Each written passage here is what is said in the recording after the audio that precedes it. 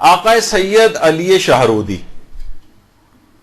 یہ فرماتے ہیں، یہ خاندان ایک شہرودی جو ہے جس میں علماء اور مراجع کی بڑی تعداد جو ہے وہ گزری ہے، اسی خاندان کے تھے آقا سید علی شہرودی۔ یہ فرماتے ہیں کہ اس زمانے میں نجف میں مدرسہ بزرگ آخوند خراسانی، آخوند خراسانی ہمارے بہت ہی بڑے علماء کے اندر گزرے ہیں، آج بھی ان کی کتنی کتابیں حوزہ علمیہ کے اندر پڑھائی جاتی ہیں، اجتہاد تک کوئی پہنچ نہیں سکتا جب تک کہ ان کی کتابوں کا مطالعہ نہ کر لے۔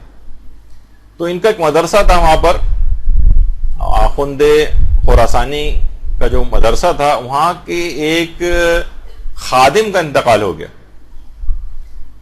آقا سید علی شہرودی فرماتے ہیں کہ 7 محرم کی شب تھی۔ عموماً عراق کے اندر 7 محرم کی جو شب ہوتی ہے، اس میں مصائب حضرت عباس پڑھے جاتے ہیں۔ حضرت عباس علمدار علیہ الصلوۃ والسلام سے منسوب یہ شب ہے۔ صلی اللہ علیہ محمد۔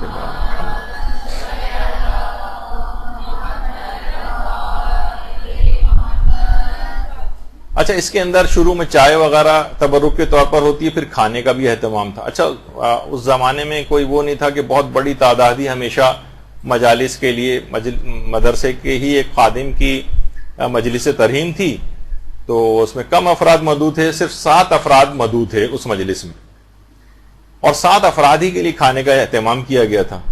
اور اس مجلس کے اندر آقا شیخ عبد الحسین خراسانی، ان کو مجلس پڑھنا تھی۔ اچھا، اب ہوا یہ، سید علی شہرودی فرماتے ہیں کہ اس رات اس جو مجلس ترہیم تھی، کیونکہ خادم کی تھی مدرسے کے، تو آیت اللہ سید محمود شہرودی، جن کی تصویر آپ کے سامنے، آیت اللہ سید محمود شہرودی، ان کو پتہ چلا کہ خادم مدرسہ کی مجلس ترہیم ہے، یہ خود ایک لحاظ سے بن بلائے اس محفل میں آ گئے، اور ان کے ساتھ ہی ان کے بھائی آیت اللہ سید محمد حسینی شہرودی بھی ان کے ساتھ آ گئے، 2 مجتہدین۔ اچھا، جب یہ 2 افراد آئے تو ان مجتہدین کو دیکھ کر دیگر بہت سارے افراد بھی ان کے ساتھ آ گئے۔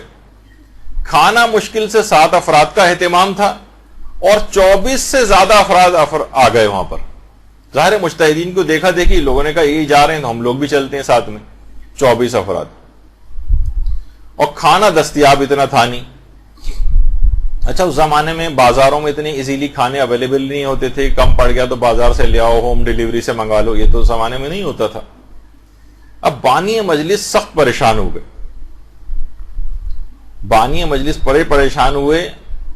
سید علی شہرودی کہہ رہے ہیں کہ ظاہر ہے کہ اتنے بڑے علماء اور مجتہدین آئے ہیں، کھانا کم پڑ جائے کتنی بے عزتی اور شرمندگی کی بات ہے۔ گھر سے باہر نکل کر پریشانی کے عالم میں آئے سڑک پر، اور سر سے عمامہ اتار دیا، اور روضہ ابو الفضل العباس علیہ السلام کا رخ کیا۔ اللہم صلی علی محمد وعلی محمد۔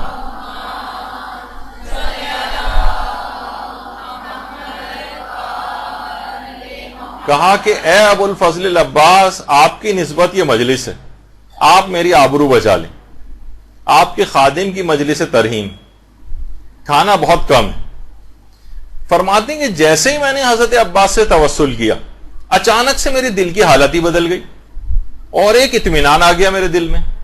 میں اندر آیا اور گھر والوں سے کہا کہ کھانا برتنوں میں نکالو، خدا کریم ہے۔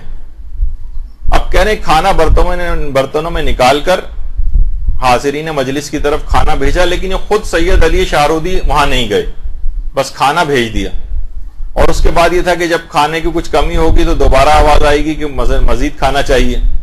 کہہ رہے ہیں انتظار کرتے رہے، یہاں تک کہ آواز آئی سید علی شہرودی بس کیجئے، سب کھانا کھا چکے ہیں، مزید بھیجنے کی ضرورت نہیں۔ اب اللہم صلی علی محمد وعلی محمد۔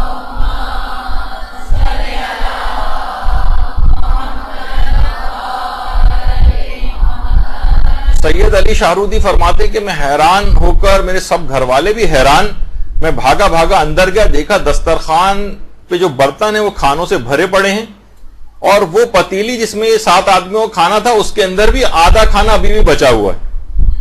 اور اتنا کہہ رہے ہیں اتنا کھانا بچ گیا کہ بعد میں لوگ اپنے ساتھ باندھ کے بھی لے کے گئے وہ 24 افراد، اور کتنے افراد تھے جو بطور شفا تبرک کے طور پر اس کھانے کو ساتھ لے کے گئے۔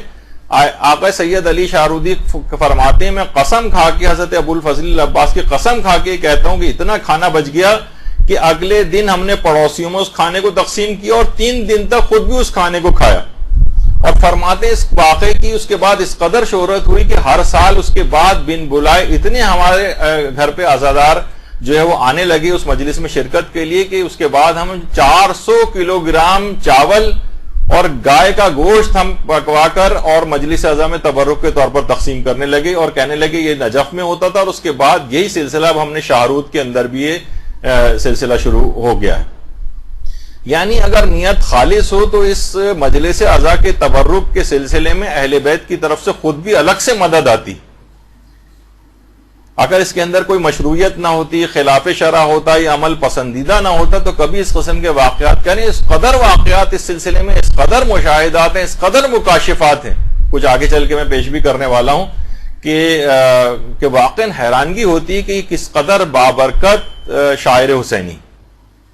باقاعدہ اس جو واقعہ ابھی آپ نے سنا سید علی شاہرودی کا، یہ چہرہ درخشاں قمر بنی ہاشم ابو الفضل العباس علی ربانی خلخالی کی جو کتاب ہے، اور شاید سننے میں آ رہا ہے کہ شاید اس کا اردو ترجمہ بھی ہو گیا، اس تک کے اندر یہ واقعہ موجود ہے.